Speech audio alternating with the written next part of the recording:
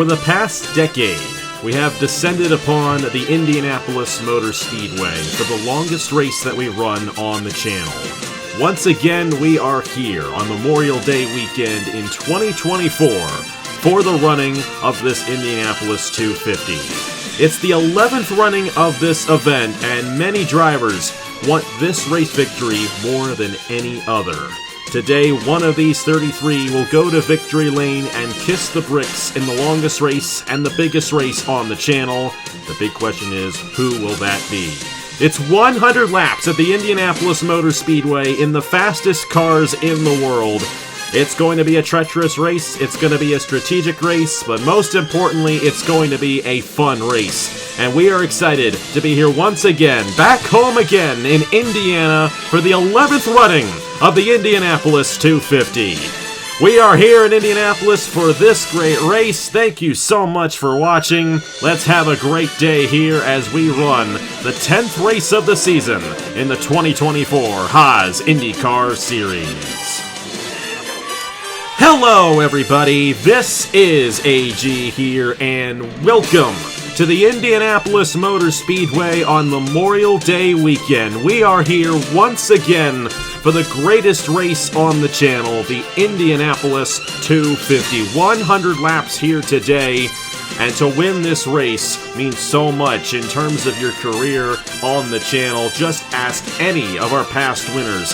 Christian Master Max Newirth won in 2015. 2016 was won by Aaron Walpole. 2017 won by Luke Rainey. 2018 won by Nicholas Samedillo. 2019 won by Audra Baranowskis. 2020 won by Nicholas Samedillo again. 2021 it was won by Ethan Lewis. 2022 won by Trey Smith. And last year in 2023, this race won by Angel Gutierrez. We have 4 of those drivers in this race here today. Nicholas Samedillo, Audra Baranowskis, Trey Smith, and Angel Gutierrez going for another one. But there are 29 other drivers looking to do the same as well. And it is going to be such an exhilarating race, as it always is. Fuel strategy will come into effect, and tire strategy will be a huge factor as well. But ultimately, it all comes down to being in it at the end, and if you have a chance, these guys are going to go for it like there's no tomorrow. But we're going to have a lot of fun with this one, and we are joined alongside Caleb Rose and Murray Damon for the call of this race. And Caleb, you've been calling this series all season. You know what's been going on. What are you expecting here today in the longest race of the season here in the Indianapolis 250? All I can say is that buckle up, everybody. This is about to be a good one. This series, this season so far, has been absolutely incredible. We've seen a bunch of absolutely just chaotic moments. We've seen a bunch of close finishes. This season, so far, we're just only halfway through here, and it has had it all. But here we are, the biggest race of the year, the biggest race here in the IndyCar Series and on the channel as a whole, I would argue. And these guys, they're all wanting to win this race so bad, and these guys are going to be pushing at 110%. It is going to be a blast here. We've already seen some crazy stuff happen here in Indy 250 week. This is going to be a fun race, that's all I can say. And it absolutely will, as it is every single year here in Indianapolis. And you know what? This race always comes down to the end. There's always multiple drivers in contention near the end of this race. And hey, we had a couple years there where fuel mileage came into effect in 2019 and 2020. Audra Baranowskis got the win on that one. And then we went ahead and had Nicholas Samedillo win his second on fuel mileage as well. And Murray, I'm going to ask you, you've seen this race many times before. You know how it all shakes out. What do these guys need to do to be in the right position if we end up with a fuel mileage race? You get a caution around lap 60, and then all heck can break loose from there. I think, as a racer, you naturally want to be up front, but I think a lot of times the lead car almost suffers from not being in that draft. So you might see some people kind of intentionally fall back to second, third, fourth even to get that draft and save some fuel around here, because when you're in that draft, you can save much more than you can when you're running out front. And it's going to be very interesting to see how that ends up shaking out as this race goes along. Of course, we've seen fuel mileage races come into effect in the Wawa Cup Series this year, and we'll have to see if that ends up being a factor here today. But ultimately, these guys are going to be trying to get to the front as quick as they can, because it is difficult to work your way from the back to the front here. In years past, when the ratings were essentially equal for everybody and they had the same number each and every time, they'd just be cycling through constantly. But when we added the range a few years ago, it really changed the way this race plays out. We got a 25-point range on all the aspects except aggression. We're 100-100 with aggression. That's how we've always done it the past few years, and that really spreads these guys out and makes every position more and more valuable. Of course, these guys can still pass, and you will see a lot of passing here today, but you have to earn it a little bit more than you used to, and that makes it so much more strategic in terms of who gets it done. Well, who's the who's who up front? We have yet to discuss who's starting on the pole in this race. That is the 00 of Christian Vargas, who was runner-up in this race last year and runner-up 5 years ago to Audra Baranowskis in the 2019 edition of this race. He's alongside Chris Reynolds there on the front row. And Cale, I'm going to ask you here, if you're Christian Vargas, someone who has finished second twice before, what is going through your mind starting on the pole in the biggest race, looking to finally get it done here at the Brickyard? I know it's probably definitely going to be a pretty big sigh of relief there for Christian Vargas. Winning the pole alone is already a big achievement for this race. But still, without a doubt, he's definitely got a chip on his shoulder after finishing runner-up here twice. I'm sure he's definitely going to be giving it his all. I don't think he wants to finish runner-up again. I think he wants to do just one spot better and get it done. And we're going to have to see if Vargas can, in fact, pull that off. And, Murray, you had your driver in this race. Jay Knapp failed to qualify, unfortunately, but you had a bunch of guys in that last night shootout. Let's say like Thomas Troxel starting deep in the field. Troxel's another guy who started second. What do you need to do if you're starting deep in the field to get a chance at this Indianapolis 250 race victory? Oh, first and foremost, you just got to keep it clean, Can't win the race on lap number 1, so if you're starting in the back, do what you can, but don't get too far out of line. Don't make any silly mistakes, and see if you can find yourself out front towards the end. And it's going to be 100 laps to determine it, to see who gets up front towards the end of this one, to see who has a chance at this Indianapolis 250 race victory.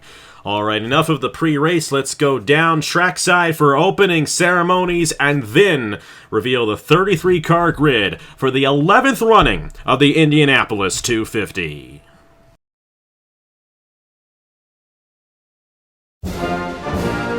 From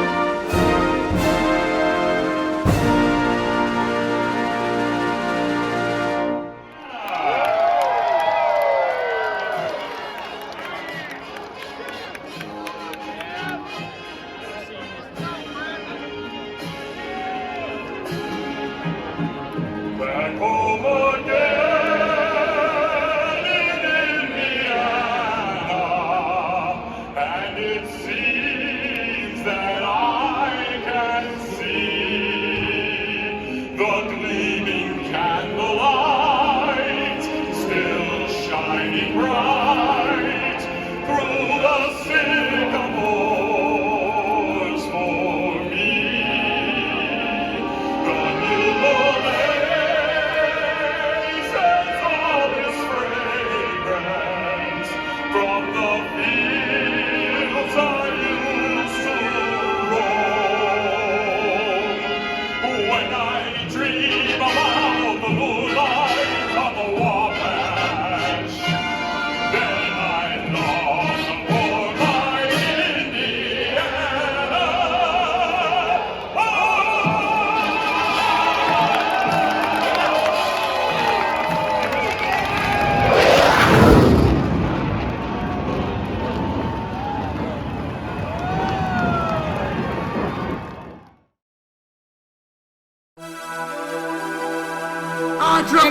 Trackhouse gets at the line, steals it, and the Indy 250. Nicholas Samadeo has done it again. You can't stop him. Trey Smith has won the Indianapolis 250 in 2022. And Gutierrez wins the Indianapolis 250 here in the Haas IndyCar Series. Folks, ladies and gentlemen, welcome to the Indianapolis Motor Speedway for the 11th running of the Indianapolis 250. Here are your 33 drivers competing in this year's event. Starting 33rd in the number 5 Appalachian Motorsports Porsche in his second Indianapolis 250, Raiden Perez. Starting 32nd in the number 13 Wisconsin Speedworks McLaren in his 6th Indianapolis 250, Max Anderson. Starting 31st in the number 52 Durrani Racing Ford in his 6th Indianapolis 250, Thomas Troxel.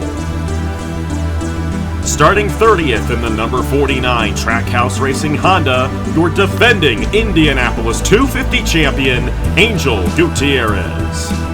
Starting 29th in the number 81 Dog Pound Incorporated Chevrolet in his 5th Indianapolis 250, the all-time winningest driver on the channel, Zachary Fitzwater. Starting 28th in the number 75 Otter Island Motorsports Hyundai, the 2019 Haas IndyCar Series champion, Justin Zeidel. Starting 27th in the number 35 Appalachia Motorsports Porsche in his 6th Indianapolis 250, Igor Barreto. Starting 26th in the number 3 Dog Pound Incorporated Chevrolet in her 1st Indianapolis 250, Priya McShane. Starting 25th in the number 16 Scuderia Team Velocistar Ferrari, the defending Haas IndyCar Series champion, Luna Lona. Starting 24th in the number 55 Dracoan Racing Enterprises Mercedes in his 8th Indianapolis 250, Noah Clifton. Starting 23rd in the number 95 Nathan Orman Motorsports Chevrolet in his 3rd Indianapolis 250, Richard Kinghart. Starting 22nd in the number 50 BO Racing Chevrolet, their 2nd Indianapolis 250, Skylar Taylor. Starting 21st in the number 20 BO Racing Chevrolet in his 2nd Indianapolis 250, Avery Alford. Starting 20th in the number 9 Trackhouse Racing Honda in his 2nd Indianapolis 250, Blaine Keys. Starting 19th in the number 79 Otter Island Motorsports Hyundai, the 2022 Indianapolis 250 champion, Trey Smith. Starting 18th in the number 38 American Motorsports Dodge in his 4th Indianapolis 250, Logan Williams.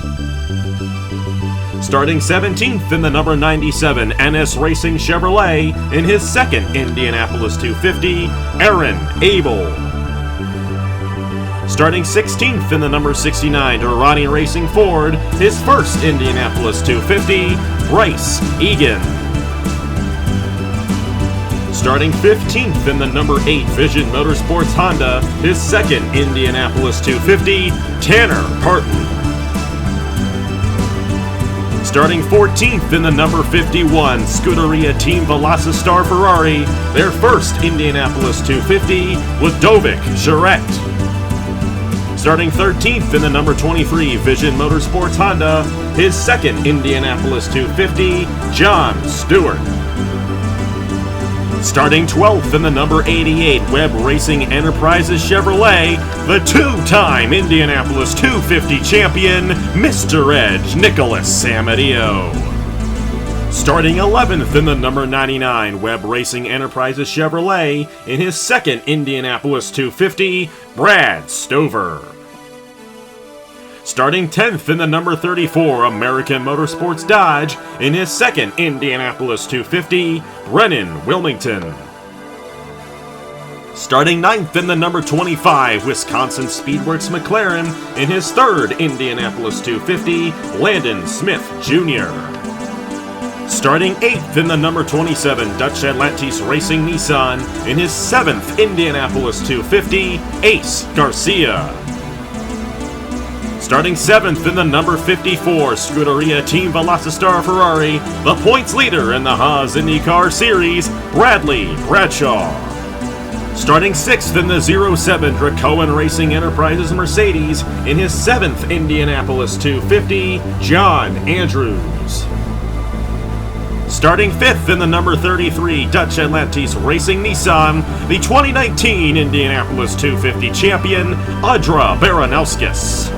Starting 4th in the number 41 Trackhouse Racing Honda in her 4th Indianapolis 250, Angel Olvera.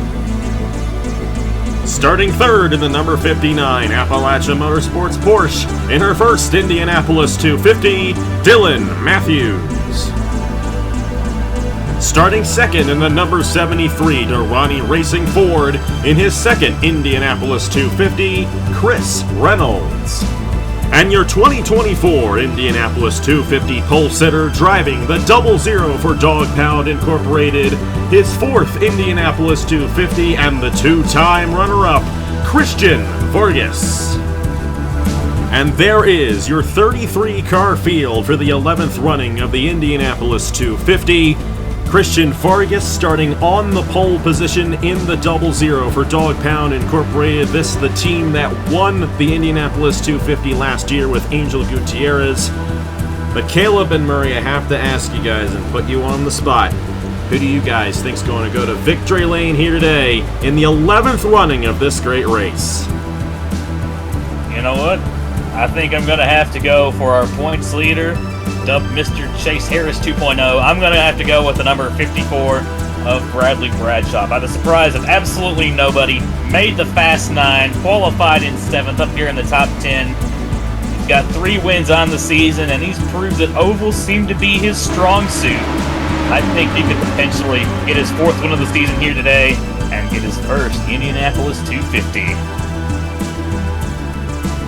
No, be a cheap shot with him starting pole, but I think that Vargas finally gets it done today.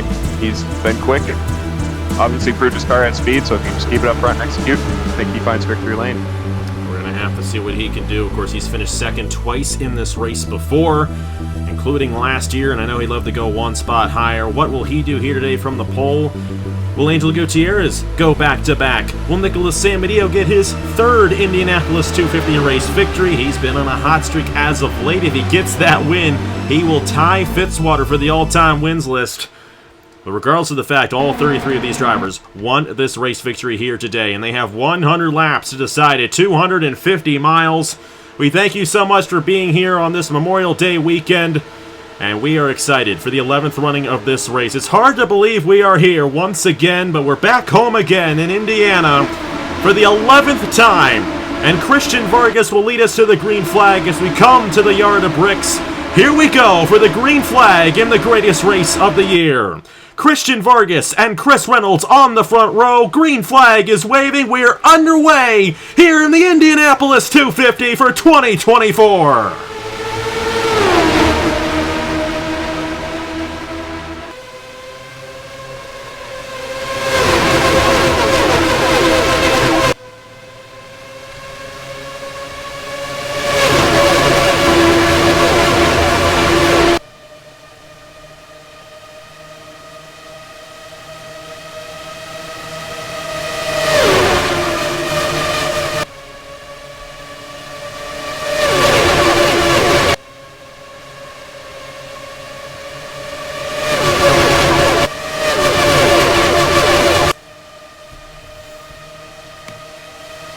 Lap 1 will be led by Dylan Matthews in the 59 for your team there, Appalachia Motorsports. Caleb, I'm sure you love to see that. 41 machine, Angel Olvera, she's up to the 2nd position. Vargas slips back to 3rd, and it's the 07 machine of John Andrews. And then the 33, 2019 winner of this race, Audra Baranowskis with Bradley Bradshaw there. Ace Garcia, the first side-by-side battle there with Chris Reynolds. Reynolds not off to a good start in this race as he is continuing to slip back on that outside lane.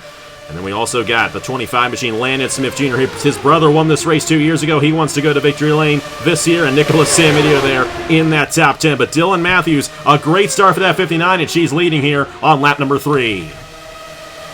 Good stuff there from Dylan Matthews. She fired off really well, and she's holding the lead right now as John Andrews in the 07 going for third now on the 00.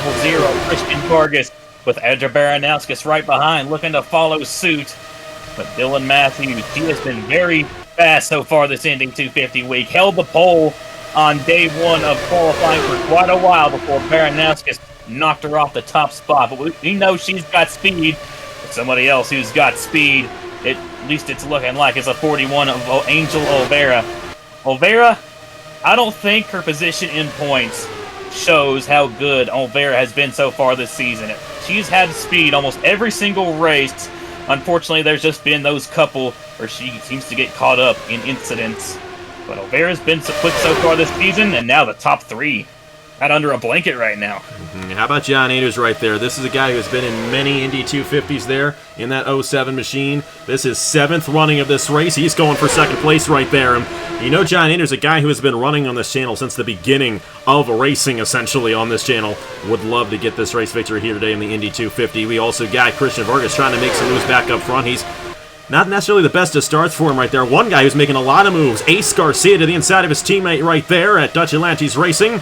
And you know, Ace Garcia's not had the best of seasons over there in the Wawa Cup Series, and he's kind of midway through the pack in the IndyCar Series this season, but a huge opportunity for Garcia, who is also running in his 7th Indianapolis 250 here today. But a nice orderly start here to this field. About single file pretty much throughout the entire field. And Murray, are these guys saving fuel right now, or what's the strategy going on this early on in the race? At this point in the race, you just want to be running laps and getting into a nice little rhythm here. As you see the 07 absolutely pounding Matthews, I apologize. But yeah, no, a lot of these guys, especially the guys towards the back, are likely saving fuel drafting. You know, certainly it would be the time of the race to do that. If you're gonna try to pull a strategy, you're gonna want to do it from the beginning. There's the top 2 pulling away right here. It's not a bad strategy to just go and pull away from the rest of the field here, but like I said, fuel mileage will be a factor in this race, as it is in real life, of course, and making sure you can get to that final stint and then just go for it at the end is what these guys want to do. Dylan Matthews, she has led every lap so far here in this Indianapolis 250, but John Andrews looking to peek to the inside right there. No momentum quite yet, and it's a bit of a gap back there to Angel Olvera, who's running 3rd, and Vargas is right there looking to strike with Ace Garcia in 5th. Audra Baranowskis, Bradley Bradshaw up here as well, and here comes Garcia. This is one guy who has just continuously made moves throughout this entire run so far. Now he's up to the 4th position in that 27 machine, and he might have some momentum to get on Olvera here for 3rd as we got some double wide going back in here. That is John Stewart in the 23 to the inside of Landon Smith Jr. Landon Smith Jr. falling back. Bryce Egan in the 69. Great to see Bryce Egan here in this race, especially after the great runs he has had so far in the Wawa Cup Series. Wasn't a great run last night as he wrecked out, but Bryce Egan's doing a great job so far in an Indy 250 only ride there for Durrani Racing. As for the race lead, John Stewart, or should I say John Andrews, the other John, looking to the inside of Dylan Matthews, but no momentum there quite yet, and Matthews holds on to the race lead. How about Ace Garcia up to 3rd now in that number 27? I'll tell you what, Dutch Atlantis Racing as a whole has looked very strong so far this Indy 250 week. Of course, Baranowskis topped full-time practice earlier this week, topped the day 1 of qualifying as well, and Ace Garcia as well made the Fast 9 shootout in single-car qualifying and got a podium finish at the Indianapolis Grand Prix. So they have looked very strong so far, and a lot of momentum here coming into the main event, and they're showing it so far as Garcia trying to run down our top 2. And it looks like Garcia has a rocket ship, considering, I mean, he was just back there with Baranowskis, his teammate, and just completely pulled away, like all on his own, and he's about to be bunched up with these 2 leaders. And John Stewart, John Andrews, why am I making that mistake? Hey, you know why? Because I haven't been running the series. You've been doing an excellent job so far this season, Caleb, obviously. And you know so much about what's going on with these guys in terms of the whole season. So thank you very much for that again. And Ace Garcia is going to get a run here on John Andrews, as Andrews had a poor entry into the corner. And You know what? This is the fastest guy in Indianapolis right now. Ace Garcia to the inside for the second position. And you know what? Baranowskis is coming in at 33 as well. Rogeldoren's team right here looking very, very quick. And you know what? Rogel had a great win last night in the Coke 600. I know that Rogel would love to get a win as an owner. And hey, that's almost pulling the double if you think about it.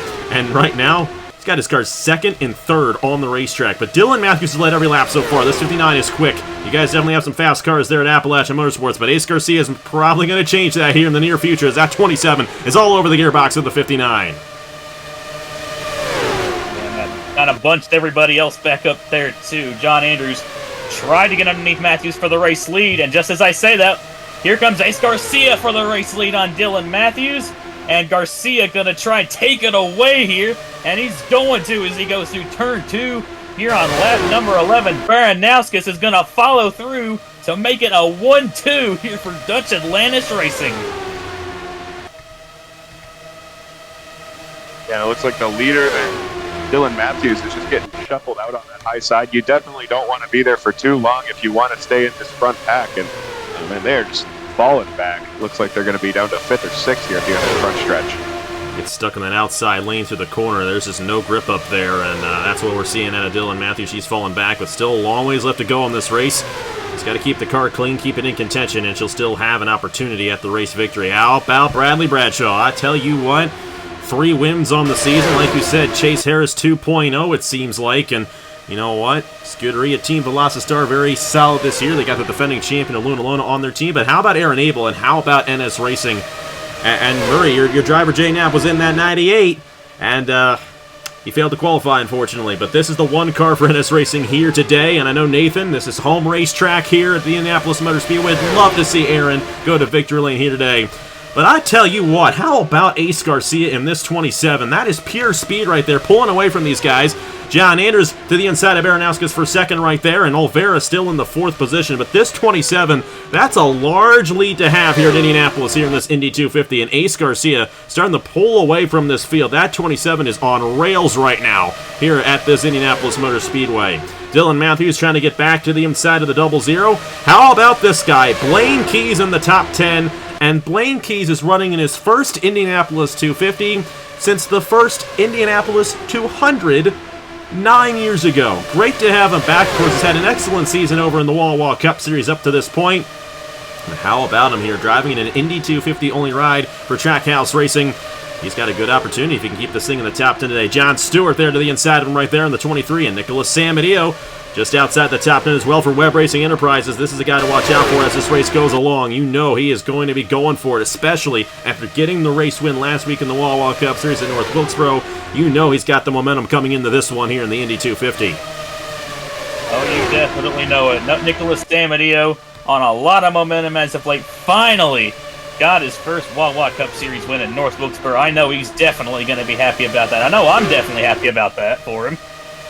But Ace Garcia, he got out to a big lead there, but unfortunately, you're starting to see here, the draft is very strong here in Indianapolis, and although that 27 might have a rocket ship, that 07 of Andrews and Baranowskis closed right back in and are trying to work together, it seems like, to pull away from the rest of the field.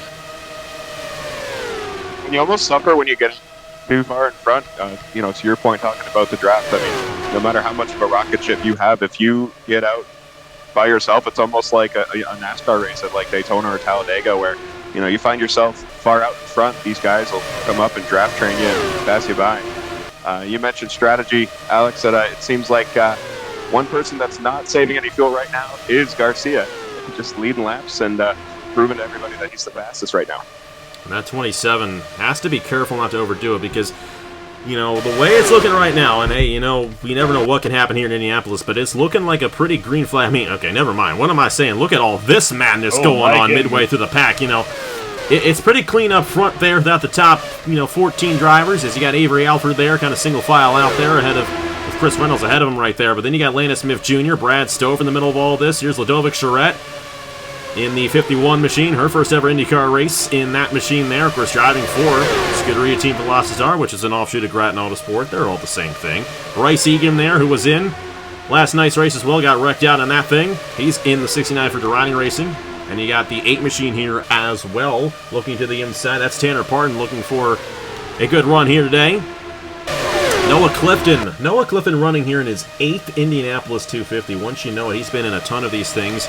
You got the 34 of Brendan Wilmington back in there, Priya McShane in the 3. Here's Igor Beretta, who was fastest yesterday in Carb Day practice. There for your team, Caleb. You got Blaine Keys. Blaine Keys fell back. He was up in the top 10 not too long ago, and he fell way back. Logan Williams, winner of the Indy Road Course race. There's Zachary Fitzwater, who was runner-up a couple years ago.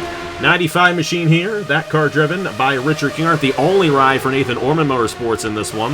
The 2022 winner of this race, Trey Smith, is deep in the field. You got the 13 machine there of Max Anderson.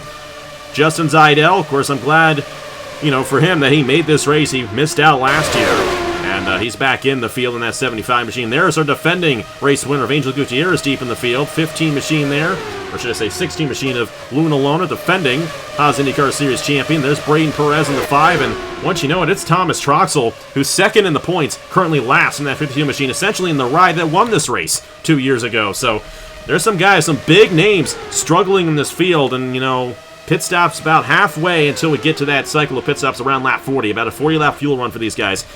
They're going to have to play some strategy if they're going to have any shot, because look at the top 3. They pulled away from the rest of this field right here as Aaron Abel is now in the 4th position. He got around Bradley Bradshaw right there, and Angel Olvera. All 3 of these guys got around Olvera. We'll have to see if that 97 has any speed as this race goes along.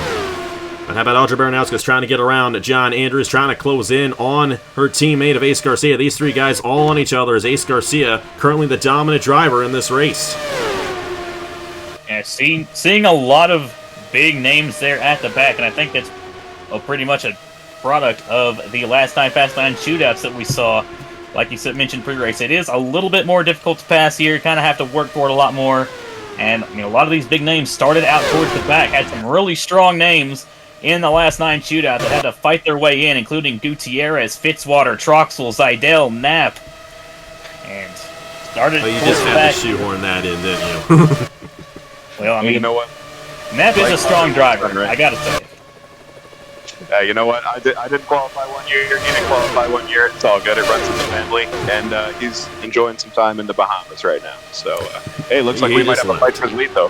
How about John Andrews trying to get it here on Ace Garcia for that top position? I'm very intrigued by what we're seeing. This is a very interesting race that's playing out right here. We've got some guys who have really spread out in this field. Oh, my goodness. But it just takes one mistake, and these guys, even though they're spread out up front like that, these guys are on edge constantly, and the odds of this race going caution-free are very, very slim. Now, we have gone 60-some laps without a yellow flag before, but, you get double wide like this through a corner, just one wrong move, and you can take out 15 cars, and, hey, just look at a couple years ago in 2021, we had a very similar moment happen near the end of that race. Ludovic Stratton, we talked a lot about her during the offseason of the Wall Wall Cup Series. This is her first Indianapolis 250 start, first IndyCar start for that matter. She's running 16th right now, and with a solid team, she's doing really good over there in the Wall Wall Cup Series. We'll have to see what she does as this race pulls along. But the problem is, a lot of these guys, they're about 5 seconds off the race lead right now, and you can see how jammed up they are. These front runners, they're spread out, and they have really put a gap on the rest of the field up to this point. We're going to have to see. I think the tire wear also playing a huge factor right now as well. As these tires wear out, it gets a bit harder to make these moves and really rack that momentum up through the corners. So these guys essentially stuck in their positions for the time being until we get to that cycle of pit stops. But hey, John Stewart, John Andrews, I keep making that mistake.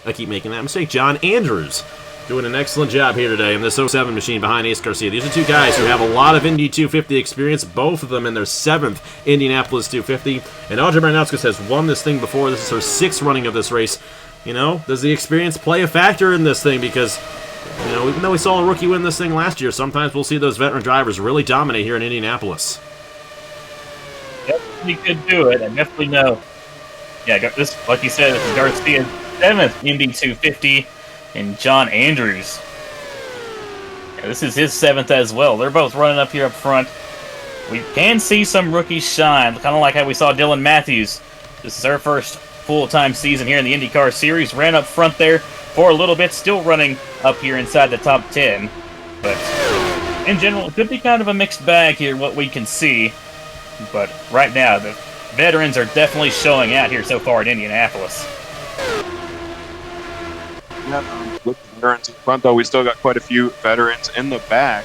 Like we said before, Zidell was he was the last car on track, or one of the few. These two have been side by side for a few laps now too, but yeah, you still got a lot of big names back here, and everybody being so stretched out in single file. I mean, it's going to be really difficult to rapidly gain positions. It's going to be a race-long battle for some of these guys. We have some fighting here back in the pack for the penultimate spot. Yeah, you got guys like Thomas Troxel, defending champion Will Malona, Braden Perez back here, defending race winner Angel Gutierrez, and 2019 champion Justin Zidell all back in here. Those are some strong guys who are just kind of tail-ending this field right now, and I'm sure that is not at all where they want to be. Some of these guys might be hoping for a caution the way this thing has spread out, especially up front, but then you got guys like Ace Garcia and John Andrews who really want to see this thing play out because they've got a good advantage at the moment, and they can play around a little bit on the pit lane, see if they get an advantage. We're about 15 laps away from the first cycle of pit stops here in this Indianapolis 250. A quarter of the way through this race here in 2024. Dylan Matthews slipping back just a little bit right there. That's the 50 machine of Skylar Taylor. They finished 5th last year in this Indianapolis 250, driving for BO Racing right there, and Bernardo de Oliveira. And then you also got the 23 of John Stewart here. That's Josh Williamson's driver in the 23 machine for Vision Motorsports. This team's looking as their first Indianapolis 250. Matthew Hubert, the owner of this team, would love to go to victory lane with one of their two drivers. Chris Reynolds, of course, started on the outside pole. He has slipped back to the 11th position, but he made a move there on Nicholas Samadeo for that position. And then you got Avery Alford here in 13th. Brad Stover, Landon Smith Jr., Ludovic Charette right there. And these guys just continuing the battle in the back of the field, and they have to be careful, but getting a lot of single file in front of them, and that is allowing these guys to pull away even further from the guys who are in the back of the field. There goes Dylan Matthews was looking there, and Nicholas Samadeo looking there on Chris Reynolds, and no momentum for those guys to get the job done. And Oliveira's going to remain in that position for now. And they're starting the accordion back up front right here. Ace Garcia, John Andrews, and Audrey Baranowska still all in a line right here. And Aaron Abel starting to close in on these guys as well. That 97 is really quick. And Aaron Abel, one career win on the channel, came at Pikes Peak last year in the IndyCar Series. He wants number 2 and the biggest one of his career. Definitely. I know it's been a tough year all around for NS Racing. Nice to see Aaron Abel running up front here, but like you said, starting to see everyone accordion back up a little bit. And part of me is kind of wondering if that could potentially be the tire wear coming into effect. And pretty much now the predominating factor is probably going to be the draft down the straightaways. So that could potentially accordion everybody back up. And as we're seeing behind, Aaron Abel and Bradley Bradshaw trying to catch up, and they are catching our top 3 right now. I was just about to mention your pick there, Bradshaw, running 5th place. I mean, don't count him out. It looks like he and Aaron Abel are both slowly reeling in these 2 leaders. So once these guys get bunched up together, if their tires are worn out, we could see a pretty decent battle for the lead here. I think it's really going to heat up after the cycle of pit stops. Once these guys get some fresh Firestones on these machines, they're really going to start putting on a show. And John Stewart putting on a show back in there with Chris Reynolds. That 23 starting to move his way up pretty quickly. Nicholas Samadeo trying to make some moves here on Skylar Taylor. Avery Alford right there on the 20 machine as well. And they got a little tight right there with those guys going double wide. Samadeo making a move there on Taylor. Trying to get around the 50 machine. And then you got teammates there, BO Racing, as Alfred makes a move on his teammate. He's about 7 guys, I should say, have pulled away from the rest of the field here, and you got Brad Stover in a little bit of a pack right there. How about Logan Williams in the 38? Of course, won the last race here in the Haas IndyCar Series. He's gotten 2 wins on the year, including that thrilling finish at Riverside. That was the only other race I was in the booth for, so I remember that one distinctly. How about Zachary Fitzwater, though? You know Fitzwater wants to win this race. Fitzwater definitely an experienced veteran, the all-time winningest driver for now. Of course, if Samadeo wins here today, they're going to be tied with 28 wins apiece. Got the win at Auto Club earlier this season, was runner-up in this race a year ago. I tell you what, even though they pulled out ahead quite a bit up front, we got some great racing going on back in here. Tanner Parton making a move on Landon Smith Jr. They're shuffling all around here. Priya McShane in the 3 making a move on Bryce Egan. Lots of momentum back in there, and I think we might have some momentum up front. And that 07 was coming close right there. He might have a shot right here, actually, at the race lead on Ace Garcia. Peeking out of the inside. Oh, he got into him. He got into him. Oh, my goodness, that was close, and that's going to bring Baranowskis and Abel in. Oh, my goodness. And wow.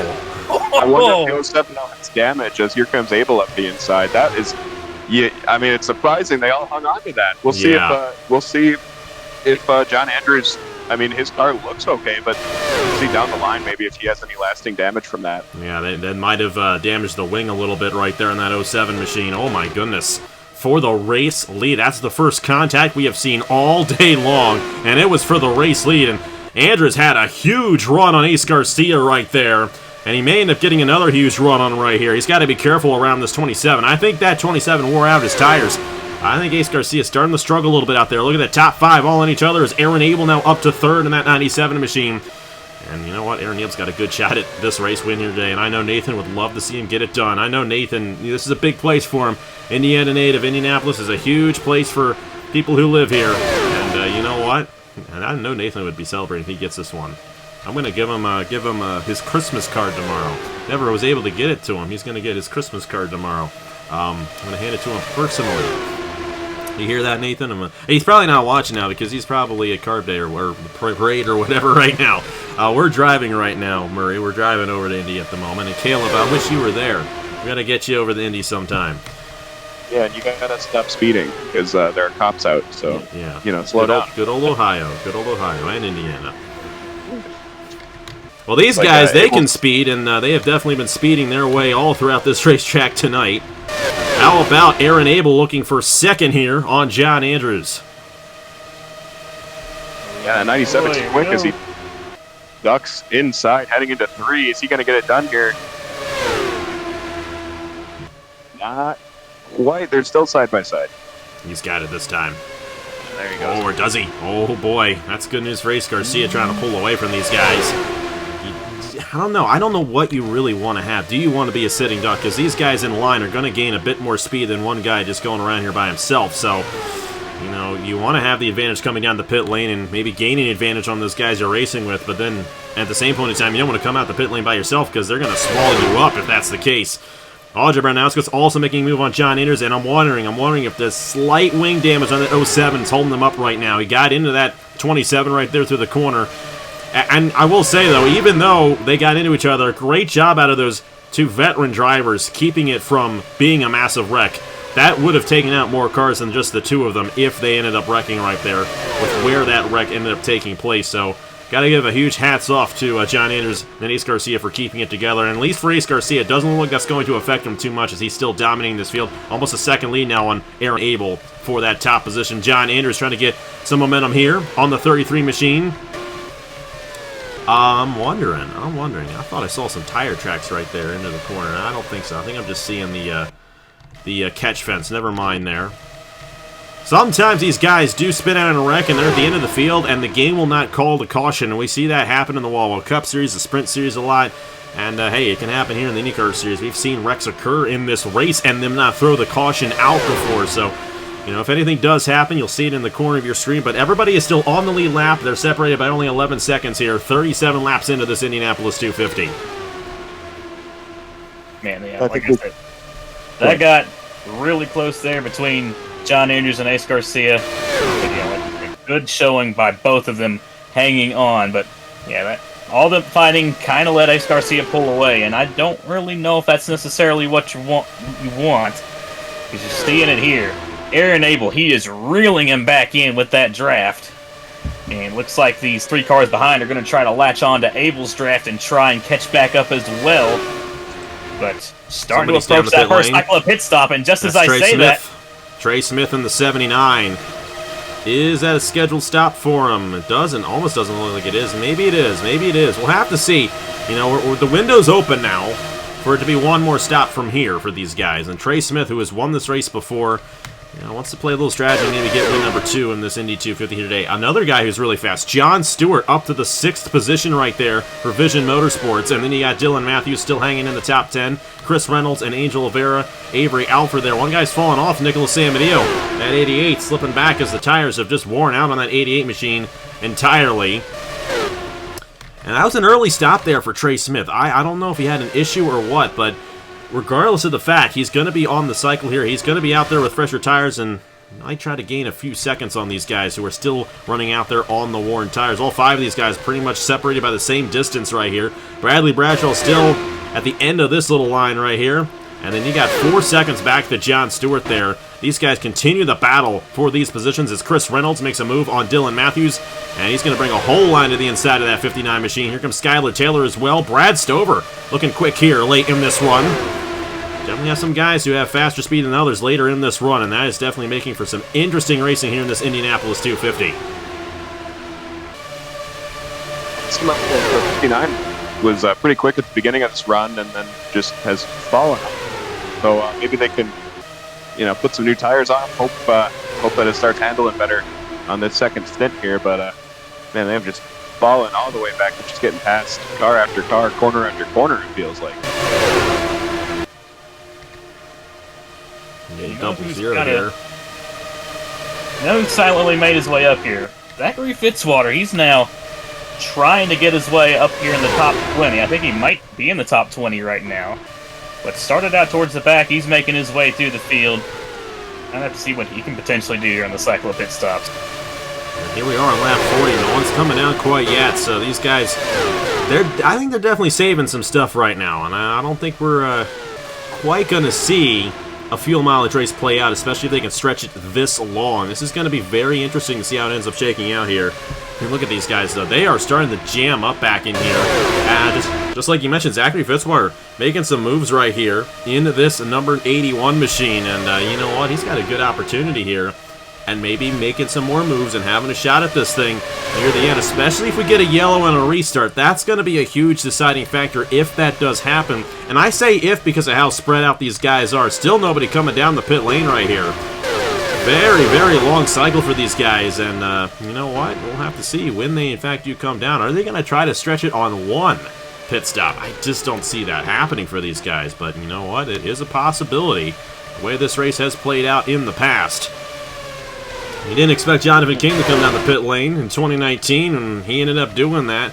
Gave way to Audra Baranowskis and her Indianapolis 250 race victory. We'll see if anyone comes down this time. Aaron Abel and John Andrews have closed right in on Ace Garcia right here. They remain out front right here. We'll see if anyone else comes down the pit lane this time by. And no takers quite yet. They're going to have to come down here very soon, though, because there's no way they're going to be able to make it too much longer on this tank of fuel that they got. And I'm curious why Smith hit so early on his own. So you might be right in the fact that he had an issue. If he did not have an issue, he's committed himself to a two-stop. But what could potentially happen is this could cycle him up, having been running on newer tires, running alone out of the pack, not being in that dirty air. This could be a bit of a play for them. So we'll see how it pays off. But if these guys stretch it to 50, and they are able to make it to the end, then that 79 team have, sort of dug their own grave. So we'll just have to see how it plays out. But, yeah, surprised more people haven't stopped yet. Definitely surprised by that. In past years, we've seen these guys go all the way to lap 50. Not the case right now for these guys. They're going 44 laps on this tank of fuel right here, and no one has come down. I don't think anyone really wants to come down the pit lane here. They don't really want to be that first driver. We're going to have to see when it all starts, though. And, it's a big mystery right now. Who is going to come down? When are they going to come down? Because they're well past the mark of when we expected that to be the case. They're still staying out right here. How about this? This is very intriguing stuff right here at the Indianapolis Motor Speedway. All these guys still in a line behind them. Zachary Fitzwater still moving his way through this field in the 81 machine. I think they might be trying to stretch it to 50, and that would be huge if they could pull that off. And this end up being a one-stop race. That would be quite unprecedented, but you know what? Bit of a cooler day right here. And maybe they are just hanging back just a little bit to try to stretch it and make it a one-stop race. But if that ends up being the case, it could end up being a fuel mileage race near the end. It's going to be very fascinating to see, but the longer they go right here, the closer that last pit stop's going to be, assuming they have to make a second stop, and that could get very interesting. Dylan Matthews making a move there on Angel Olvera. And once again, they're still staying out there on the racetrack. It'll be interesting to see. I don't know if they're going to be able to stretch it to one stop or not. We'll just have to wait and see. But yeah, like you mentioned, if they can, this is probably going to potentially make it a fuel mileage race, because this is already stretching it about beyond the limits. But I do know. Once that first car comes down, it's probably going to end up being calamity on pit road. Because once one car comes down, it's going to bring everybody else in. The big question is, when are they going to come down? They're still stretching it here. They're going to try to make it to lap 50. I think that's what they're trying to do right here, and somehow they have figured out a way to stretch that fuel all the way. Ace Garcia, though, he has been such a dominant factor in this race. You know, no one's been able to get around him. John Andrews came close earlier on. He is still pacing this field in that 27 machine, and he's going to be looking to end up pacing this field down the pit lane and keeping that race lead and maybe dominating the second half of this event, because Ace Garcia clearly has one of the fastest cars here. Aaron Abel trying to close in on that 97 is also very quick. Same with John Andrews in the 07 machine. Once again, no one coming down this time around. It's definitely a much larger fuel cell than I think they brought here last year. Not necessarily anticipating that, but they are still all staying out here, trying to stretch it past halfway in this Indianapolis 250. That's going to really make things interesting, because if they make it to lap 50, then that means they can make it all the way to the end of the race, and they're going to be racing it out all the way to the end of this race on that tank of fuel and in that set of tires. I think I just don't know what to do if I were Garcia right now, because as the leader, you know, like we said in the pre-race, you're burning more fuel because you're creating the wake for all the cars behind you. Now, some of these guys, I mean, second and third, they're not right on Garcia, so they're probably burning a bit extra too.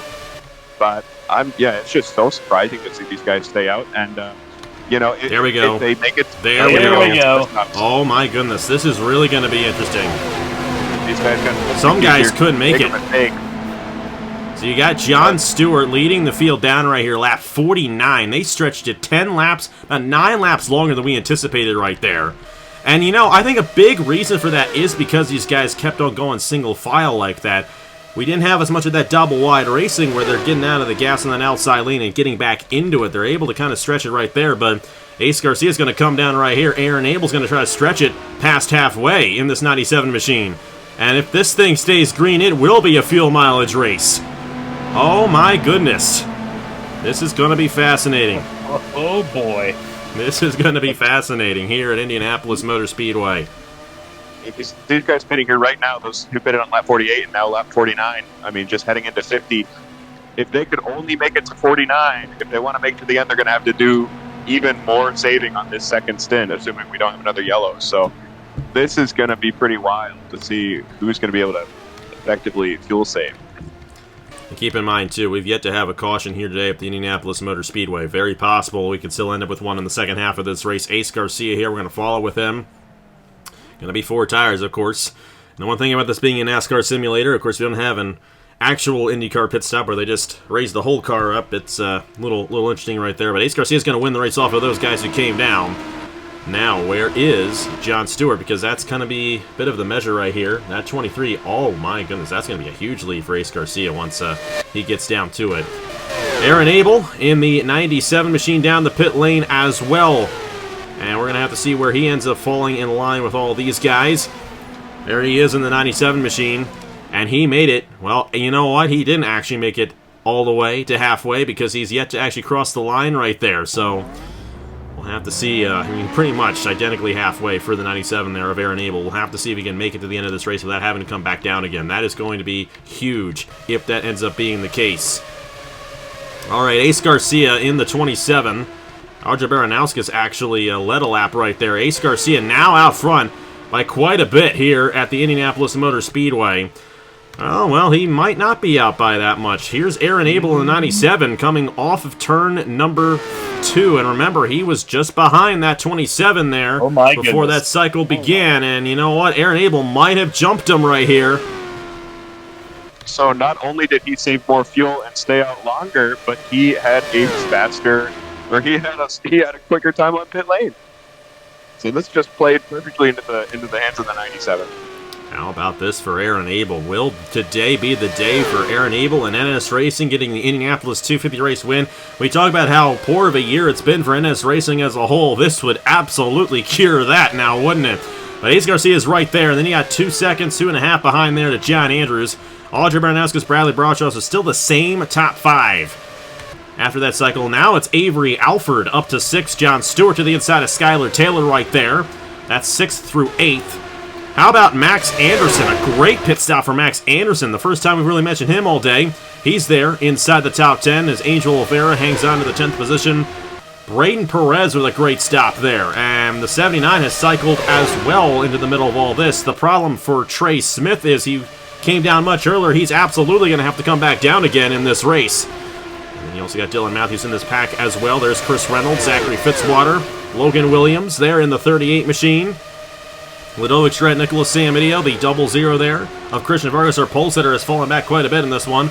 There's Priya McShane, Blaine Keys, Luna Lona, Tanner Parton, Brad Stover, Justin Zidell, Bryce Egan, Landon Smith Jr., Noah Clifton, Angel Gutierrez there in the 49. Then it's Thomas Troxel, Brendan Wilmington, Igor Barreto, and Richard Kingart making up the entire field. Everybody still on the lead lap. As for the race lead, Ace Garcia looking to close in here on Aaron Abel for the top spot. Excellent pitch strategy there by Aaron Abel, and it's going to be interesting to see how this plays out because he was able to stretch it to past halfway. We'll have to see how this plays out as this race goes on, but right now it's just Aaron Abel and Ace Garcia up front. We'll have to see if they decide to work together to try and gap third on back, or are they going to be going at it for the race lead? Oh, yeah. If I'm Garcia right now, I'm absolutely content to just ride second and maybe ensure that the two of us can pull away, but I'm not Garcia, and what I think Garcia is about to do is try to take the lead here, so we'll have to see how this plays out. It certainly looks like he's hounding the 97. He's not going to let up. Ace Garcia really wants this win. After the tough season he's had in the Wawa Cup Series, an Indianapolis 250 race victory would be huge for Ace Garcia here in this race. And we're just going to have to see. He's trying to get a run to the inside. You got to be careful to not let these three guys back into the mix. Now, here's the thing. These guys came right around halfway. Will they be able to make it if this thing remains green? That's a huge if. And hey, you know, we've gone 55 laps here without a caution flag. Will they be able to keep it? I mean, these guys are sliding around all over the place. There's going to be so many battles throughout the rest of this race, and especially as those tires wear out. There's bound to be someone at some point to make a mistake in this race, and we're going to have to see if that ends up happening. Meanwhile, these guys are closing in. John Andrews, 33 machine there of Audrey Baranowskis, and the 54 Bradley Bradshaw all on the line right here. And how about Bradshaw trying to pull away in this championship? He came into this race 26 points ahead of Troxel, where he's going to really gain a lot of points ahead of Troxel after this one, the way things are looking right now for him. You got the 33 there of Audrey Baranowskis looking for her second Indianapolis 250 race victory. Of course, she won 2019 on fuel mileage. Well, hey. What do we got going on here today? They came right around halfway. Will today be a fuel mileage race? It'll be interesting to see. We'll have to see how this race progresses. But Ace Garcia looked like he was going to try to take the fight to Abel there early on, but it looks like now he's just kind of trying to stay in the draft of the 97 and kind of just ride it out. You know, kind of like how you mentioned earlier, just try to make sure that you can make it to the end on fuel, because Garcia pitted a little bit before the halfway point there. Maybe he's just trying to ride it out, but he is trying to take a peek now on Aaron Abel. Got a good run on the 97 there through turn 4. Down the front straightaway, we'll see if he makes a move. It doesn't look like it. Oh, yes, he is. He's taking a peek. Here we go. Oh, my goodness. It was a late one. That was a very late one right there, and they're lucky they didn't get into each other through the corner right there. You know, we haven't really seen anything transpire pretty much all day throughout the field in terms of contact. Ace Garcia's had 2 instances where it almost was a caution. And he has taken the race lead back away from Aaron Abel. This is so much different than what we anticipated going on here. We've seen Indy 250s in the past where they've just cycled through the whole time. Ace Garcia has earned this spot. He had a great run in qualifying. He got up to the front, and he has led the most laps in this race, and he wants this Indy 250 race victory. But it's far, far from over because you got John Andrews, Audrey Baranowskis, Bradley Bradshaw closing in by 2 tenths each lap. They're starting to sniff that draft on the 97 of Aaron Abel. And they're going to be in the mix here soon as well. If you're Avery Alford, John Stewart, Skylar Taylor, Braden Perez up into the top 10 after he was in the back of the field, and now he's in the top 10. What a run there for Perez. Dylan Matthews, you want to see a caution because, honestly, there's no way, especially if they're not going to have to come back down again, there's no way they're going to be able to run up to those guys and contend for this win being 6 seconds behind. I tell you, it's going to be very interesting to see how this race plays out. And we're well past halfway now as well. 41 laps to go here in the Indianapolis 250 for Ace Garcia in the 27. Trying to hang on to this race lead ahead of Aaron Abel. Everybody, though, still on the lead lap. We've had no mechanical issues here today yet either. That's a huge one as well, to go this long and nobody have a problem like that. These guys have definitely put a lot of hard work into these cars, making sure they keep them going for this Indy 250. Definitely. That's also something that's kind of surprising to see, but also kind of good to see, as pretty much about everybody could still potentially have a shot at this, but starting to see the John Andrews, Elder Baranowskis, Bradley Bradshaw, they're really starting to kind of split the draft off of Aaron Abel. They're within a second now, and they are flying right now, trying to catch these lead two. But yeah, all the guys probably behind Bradley Bradshaw, Avery Alford, John Stewart, and Braden Perez, they are praying for a caution right now. But honestly, even though everybody is spread out, we've seen so far that even just as little as 2 cars running nose to tail could potentially, oh boy, could potentially result in an incident. Just have to wait and see how things go here. But here comes John Andrews, Baranowskis, and Bradley Bradshaw. Here they come. You know, and all these guys, you know, have been in this race before. All of them want to get it done here, Dave. Only Audrey Baranowskis has won it before. That was 5 years ago, and she took a break from it for a couple of years right there. Great to have her back. And you know what? Her teammate's been the dominant car. Those Dutch Atlantis cars have been really, really fast here today. And I'm sure Rogaldorn is proud of that one. But Aaron Abel, he wants a nose to the inside right here. Can't quite get it there. And here is John Andrews in this 07. Longtime veteran of the channel, looking to get his first ever Indianapolis 250 race victory. What a huge one it would be for him. And he's going for second right there on the 97. Ooh, here we go. He's got to be careful. He's got it, though. He's clear for second. Got it. So now you got the 07 there running second. Audrey Baranowskis is going to get around Abel as well. I'm wondering if that 97 used up his tires right there. Remember, he was one of the last ones to come down. He's the one where if this thing does stay green, we would most expect him to be able to make it to the end. I'm wondering if he's just trying to save a little bit more fuel to ensure he can make it to the end, because the way these guys are running up front with Garcia and Andrews, they might be pushing it too hard to be able to make it on fuel to the end of this race, and that could be a huge factor in this one. It's Avery Alford running 6. It's John Stewart there with him there. Max Anderson, Braden Perez there battling for the 7th position. Or should I say for the 8th position, excuse me. And then Dylan Matthews just outside the top 10. Trey Smith, remember, he came in earlier on. Logan Williams is right there. Skylar Taylor, Angel Oliveira, Nicholas Samadeo, Ludovic Charette, Zachary Fitzwater, Christian Vargas, Chris Reynolds, Priya McShane, Blaine Keys. You got Landon Smith Jr., Bryce Egan, Tanner Parton, Angel Gutierrez, 99 of Brad Stover, Luna Lona, Justin Zidell, Noah Clifton. These guys have to be careful through the corner as well. I'm surprised. I'm genuinely surprised we've not seen a wreck in this race, even though they've spread out the way they have.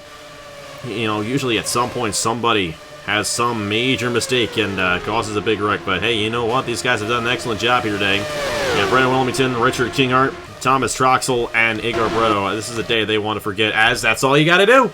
That's all you got to do. New race leader, it's John Andrews in the 07 here in Indianapolis. Garcia all the way down to third. He might have got trained into turn number 1 potentially by Andrews and Baranowskis. Garcia, you know, I want to be right behind somebody because I just don't know. I mean, a lot of these guys up here hit after him, so they're better off on fuel than he is. I mean, if he keeps leading this race, I feel like he's only lessening his chances of winning. So it might have been wise to just let that 07 go by. I mean, especially after earlier when they had that run-in. I mean, if I see the 07 behind me, I want to save some fuel. I'm like, all right, man, you can go on by. But let's see if his teammate Baranowskis wants to look at this lead. Seems like she might. And Baranowskis has closed right in. Now these guys are really starting to shuffle up front. How about Bradley Bradshaw there on Aaron Abel?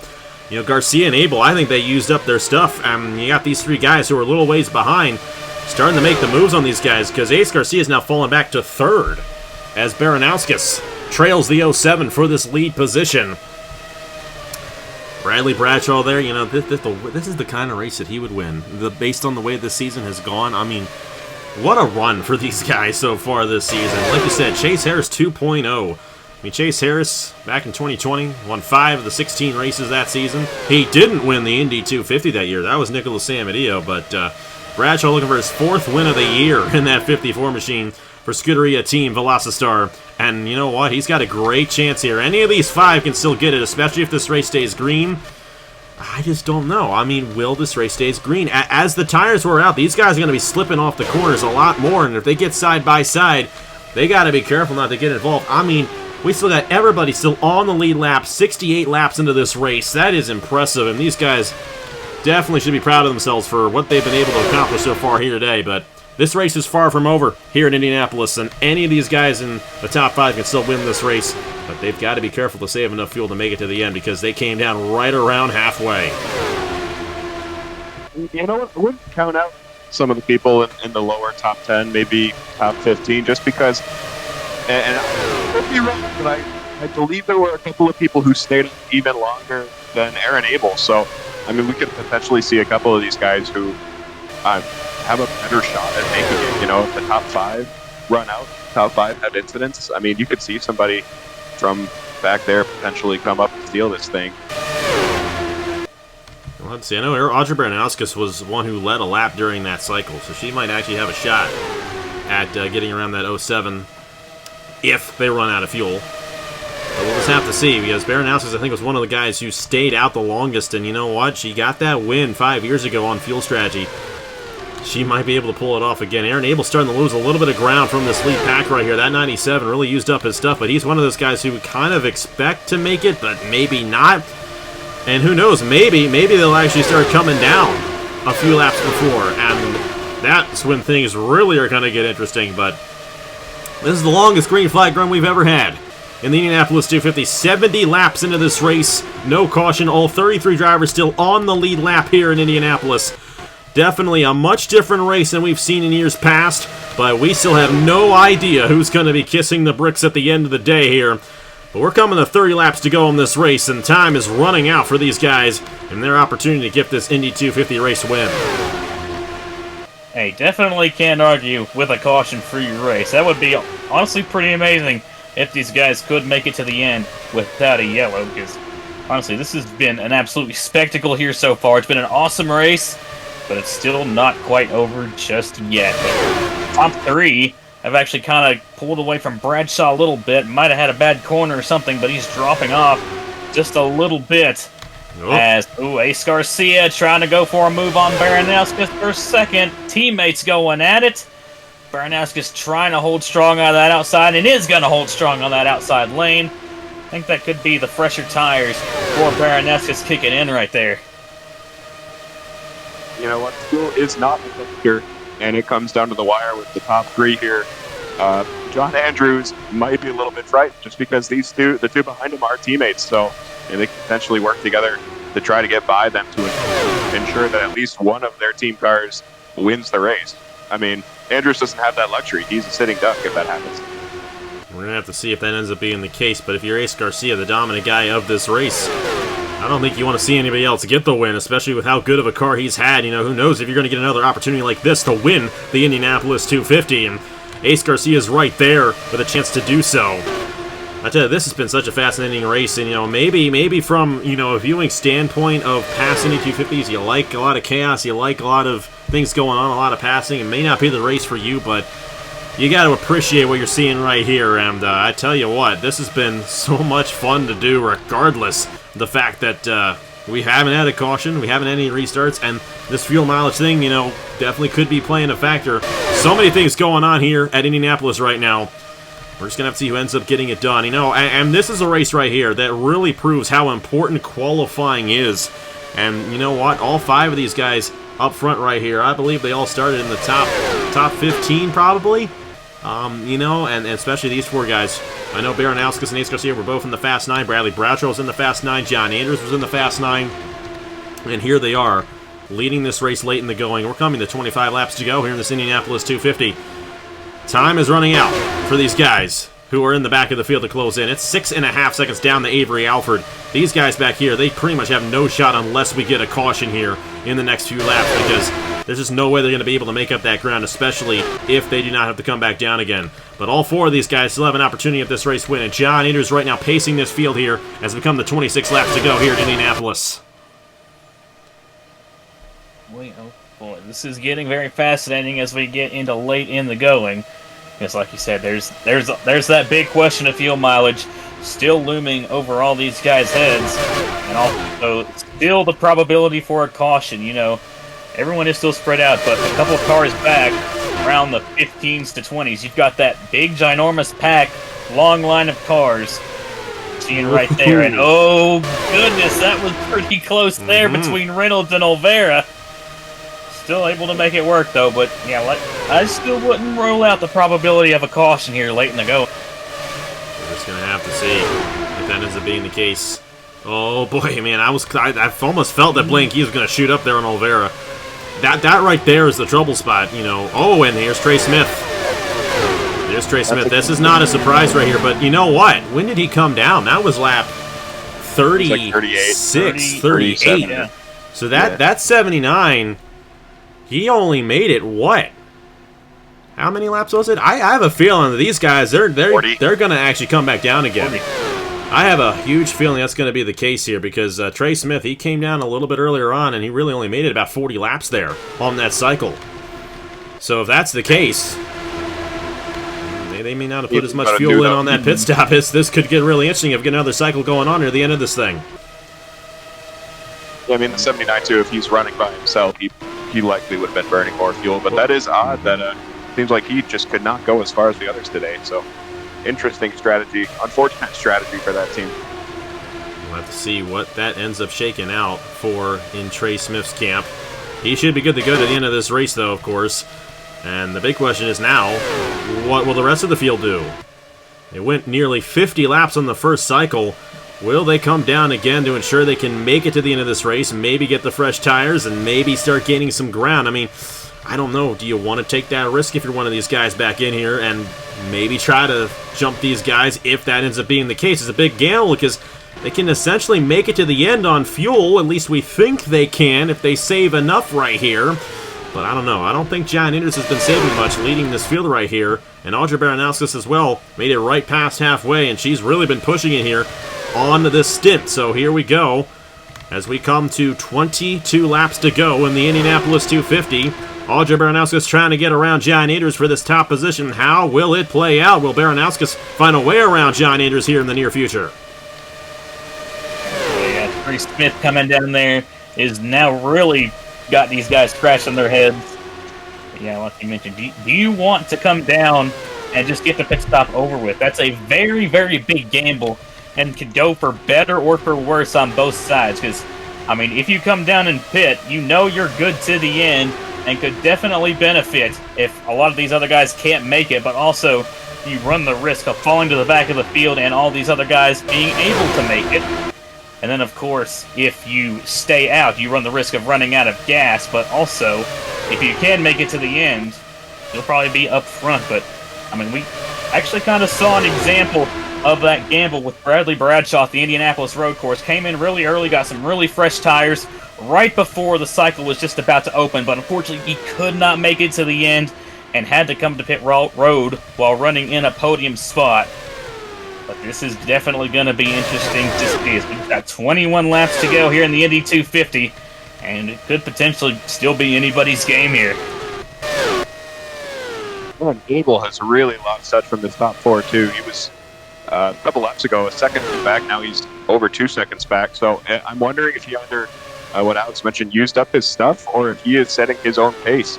I mean, he was one of the few that made it past lap 50, so maybe he knows something these other guys don't, and this is the pace he thinks he has to run to be able to make it. So we'll see if this pays off for him or not. But it looks like 6th on back are slowly catching him. The gap is close to 5 seconds now.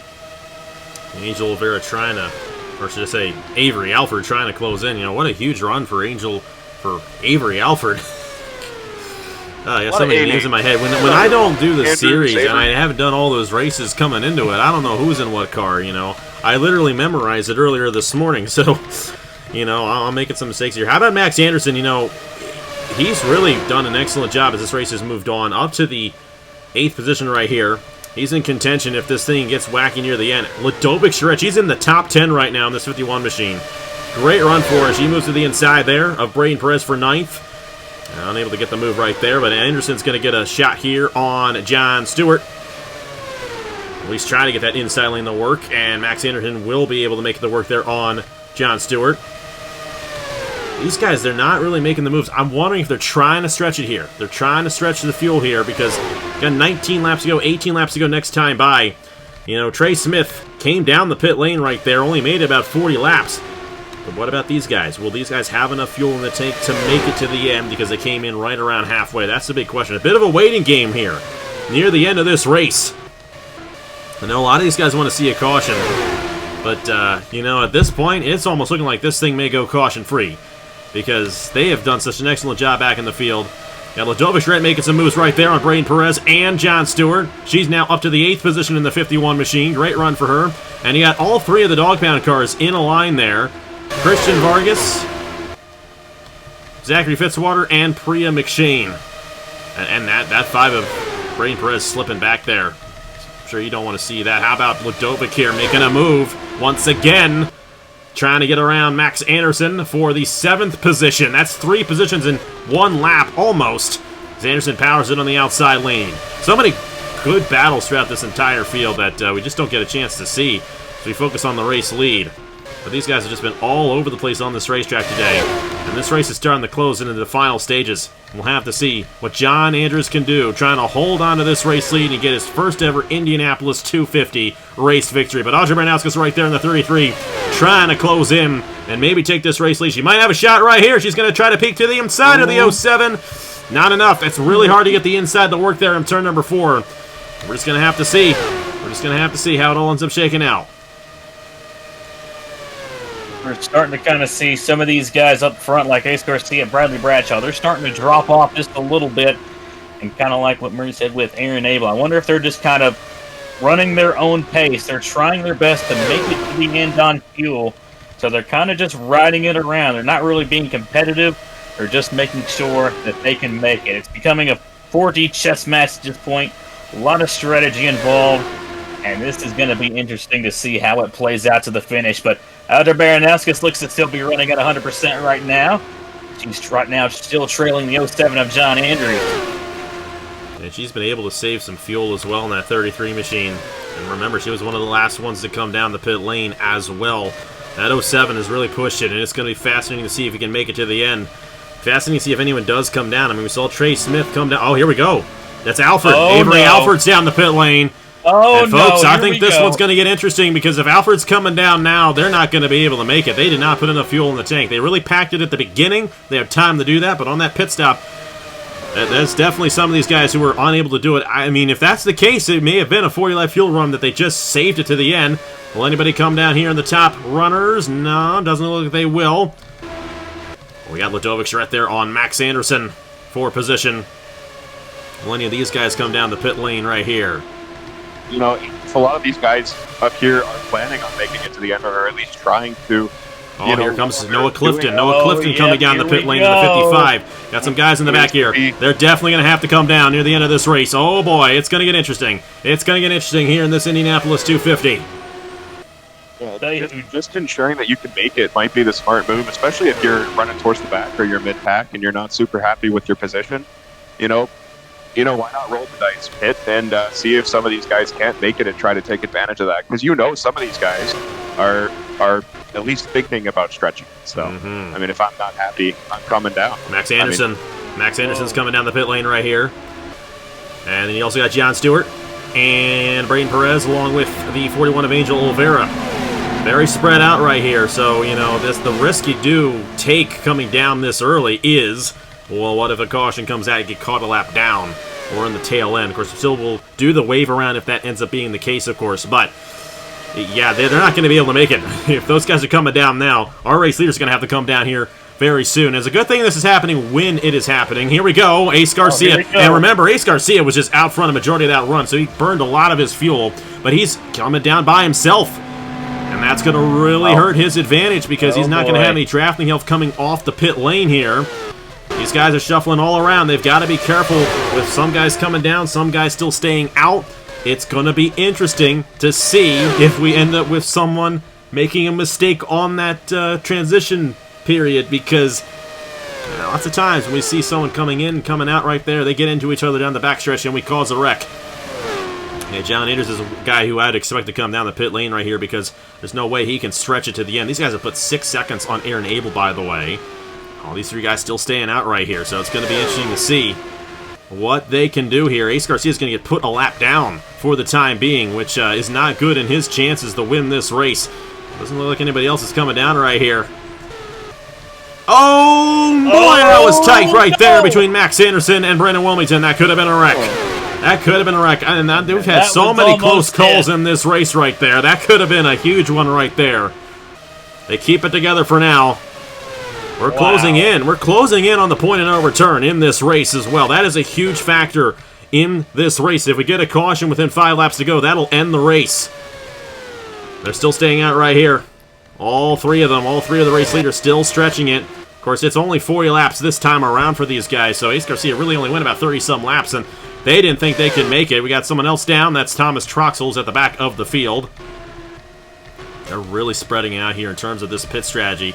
Bradley Bradshaw's really falling off. Same with Aaron Abel. You know, I think Abel's trying to save it. I think Abel's trying to save it right here. He's 7 seconds off right there. He's really trying to stretch it here and maybe make it, because I don't think he thinks this 07 to 33 can. The way they've been running right now, they have really been gunning it right there. 217 on the average. That average has only gone up since that pit stop, so you know that 07 is flying out there. And I thought I saw that 33 peeking down. Not quite yet. Will they come down? That's the huge question. We just don't know. We just don't know as we got 9 laps to go in the Indy 250.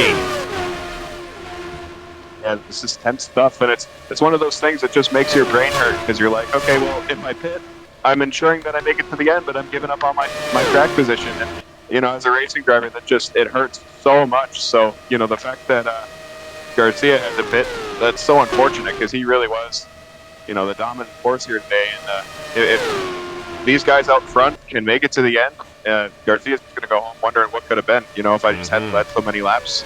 It's almost like suffering from success, you know, being out front too long. And it's just unfortunate for those guys. And he's a lap down right now in that 27 machine behind these race leaders. And it looks like no one else is coming down right here. Very, very unique stuff. You know, in the Body Armor Pro Series race that we had on Tuesday, we saw a similar thing happen in that one, where 5 of the guys came down the pit lane near the end, and everyone else stayed out. There were not supposed to be any pit stops in that race.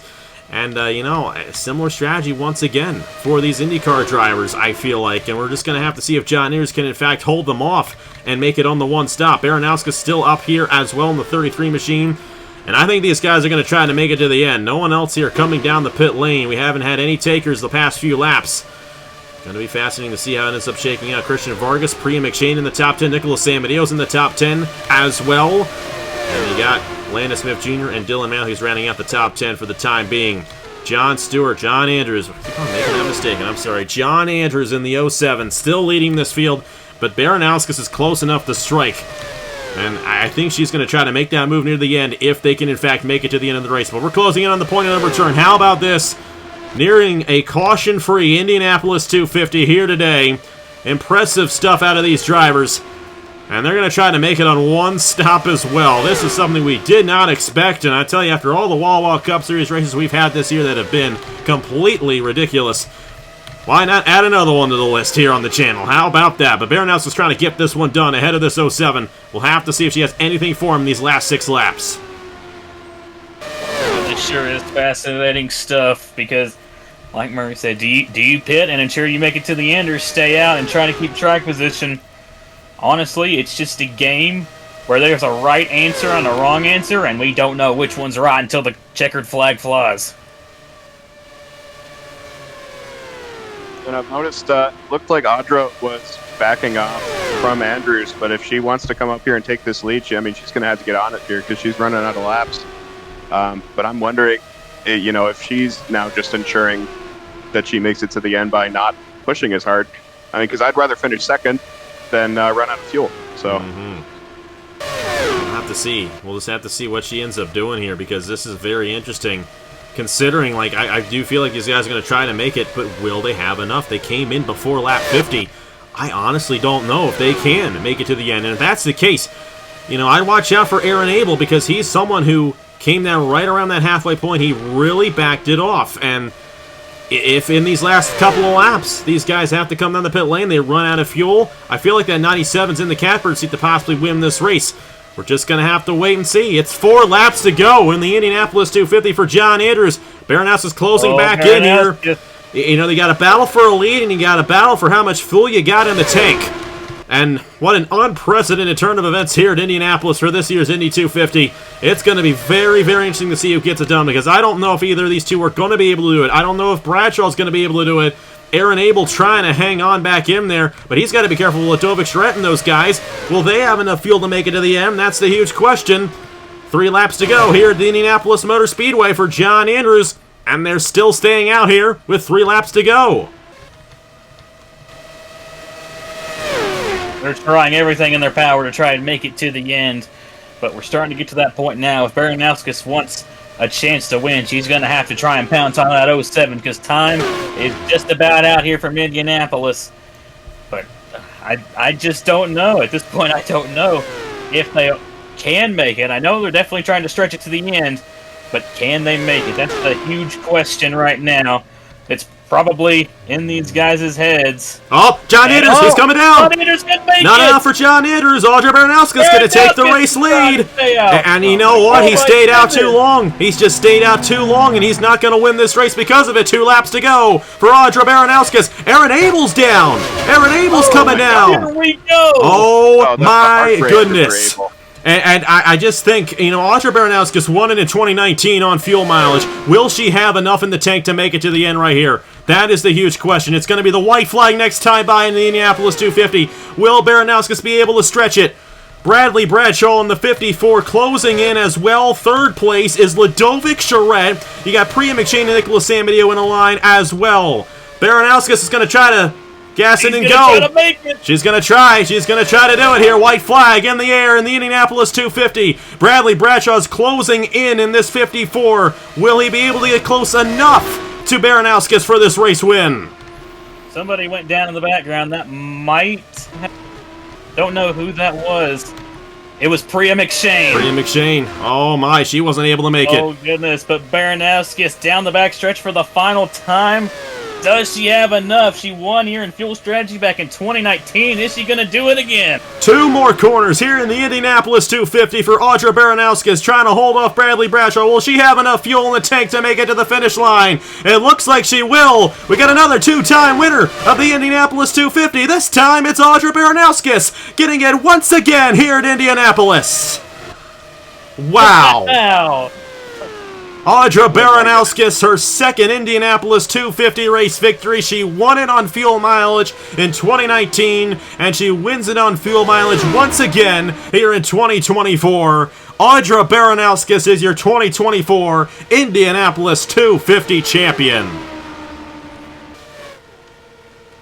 They honestly didn't think she was going to make it. She was pounding the 07 John Andrews for most of that run, right until the very end, and I mean, she might have done that intentionally, you know, make him run out of fuel, make him burn up his stuff. But oh my goodness, Baranowskis. That was one of the more unique Indianapolis 250s that we have seen on the channel, no doubt about it. Caution free here today. Everybody finishing the race. They're not all finishing on the lead lap because not all of them can make it to the end of the race on fuel. Very interesting what happened with the fuel strategy here today. They really pushed it a lot more than we anticipated in this one. But some of them can make it and some of them could not. Audra Baranowskis able to play the strategy right here today. And she is a 2-time Indianapolis 250 champion, joining Nicholas Samadio in that regard. And both of her wins coming on fuel mileage as well. That is hard to believe that we've done it 3 times where fuel mileage came into effect. You gotta feel for John Andrews in that one, in that regard, because John was dominating that race near the end, and he just pushed it too much, and because of that, he ended up finishing there in the 13th position, and what could have been was not for him. And realistically, only 12 guys, I think, were able to actually stretch it to the end. And you know what? It's all about that fuel save right there. And you know what? That's just the way this race plays out sometimes. And I'm surprised that it ended up stretching the way it did. We expected a two-stop race, but Audrey Baranowskis all the way down to Skylar Taylor, they all made it on one stop in this race. And those are the guys that ended up finishing in the top 12 positions. But how about Audrey Baranowskis? You know, she was gone from racing on the channel for quite a while. She came back full-time this year there for Dutch Atlantis Racing. Rugel Dorn, by the way, got the win last night in the Coke 600. He's got the owner's win here in the Indy 250. And, wow, what about that run, Caleb? And what about this race? I mean, what an interesting race. Caution-free in the Indy 250 for the first time ever here in the 11th running.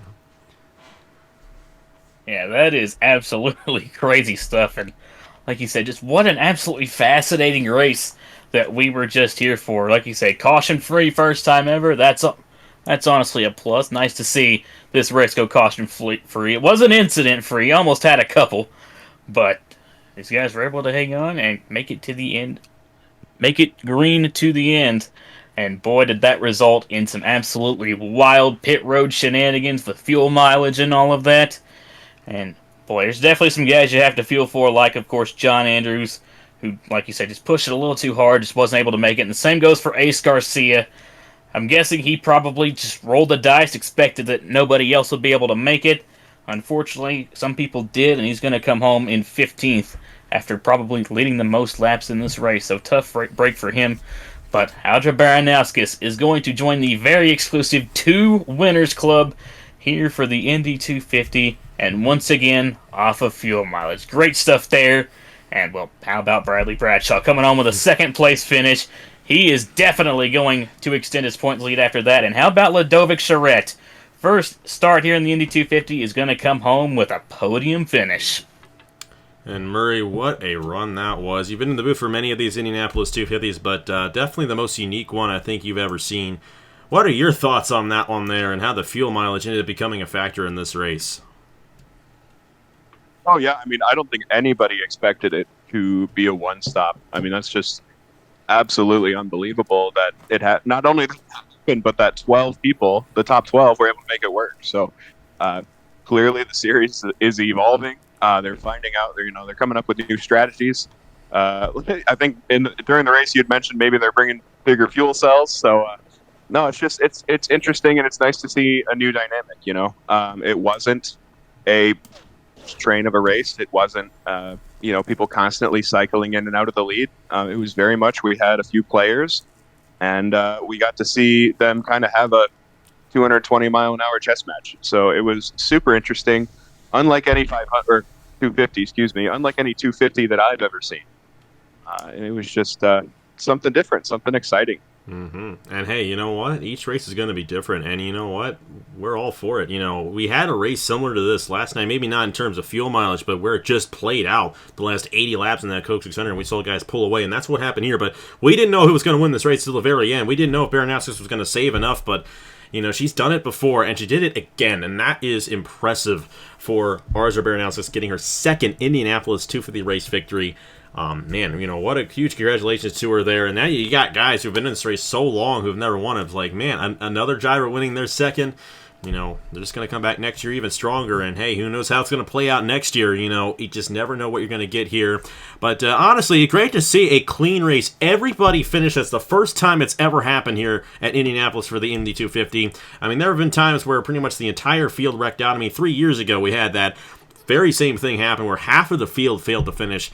Now, half the field failed to finish on the lead lap, but that was all because of pit strategy, and they just all got lapped because someone made it on one fewer stop than they did, and it's the way it ends up shaking out. But, hey, got to thank you so much for such a great Indy 250 week this year. And that was a bit different than it was in past years, obviously, with Caleb doing a bunch of it. And Caleb, I got to thank you very much for all that you've done to make Indy 250 week possible the way it was this year. So many great races, so many great events. Obviously, qualifying was exhilarating. And you know what? Here we are again with another Indy 250 week in the books. But hey, you know what tomorrow is. And hey, Murray, we're going to be there. We're going to be there in Indianapolis. It's going to be so much fun for the Indianapolis 500. once again.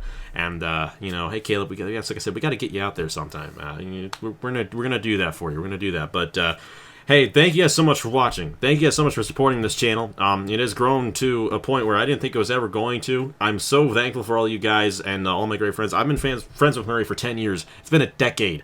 I haven't been friends with Caleb for as long, but obviously Caleb a huge part of this channel, and this has all changed my life so much for the better. And I cannot thank you guys enough for being there for me, and it's just so wonderful. I don't know what else to say. But I seriously mean it. This has been one of the most positive influences in my life, and I would not be the person I am today without all you guys supporting this channel and just being good friends, and that's what we're here for. We're here to have fun. We're here to be friends, and you know what? I'm very thankful of the community that we've built over the years, a very, inclusive and diverse community of people who we all just love each other, and we love racing, and we just love being around each other, and that's I couldn't ask for anything more, and that's the ultimate blessing of doing this, and you guys have just been a huge part of that over the years. So huge thank you guys for all of that. Of course, thank you so much for watching once again. I say that so much. Huge thank you to Caleb Rose and Murray for joining me for this race here today. And hey, another Indy 250 is in the books. And Audra Baranowskis, kissing the bricks for the second time of her career, getting the job done for Rogaldorn here in the Indianapolis 250. Thank you guys so much for watching once again. Next week we're at Gateway in the Wah Cup Series. Caleb, where are we going next in the IndyCar Series? I don't even remember. And the Road America next. Road America, that's usually the race that we get afterwards. That's always a fun one there for that one at Road America. So excited that Caleb will be taking off the rest of the season for the IndyCar Series. Great to have it back for one race, and what a race it was here from the Indianapolis Motor Speedway. Have a great Memorial Day weekend. Thank you guys so much for watching once again, and on behalf of Murray Damon and Caleb Rose, here are the points for the Haas IndyCar Series after 10 races. Congratulations to Audra Baranowskis on her Indianapolis 250 race victory, and I will see you guys later!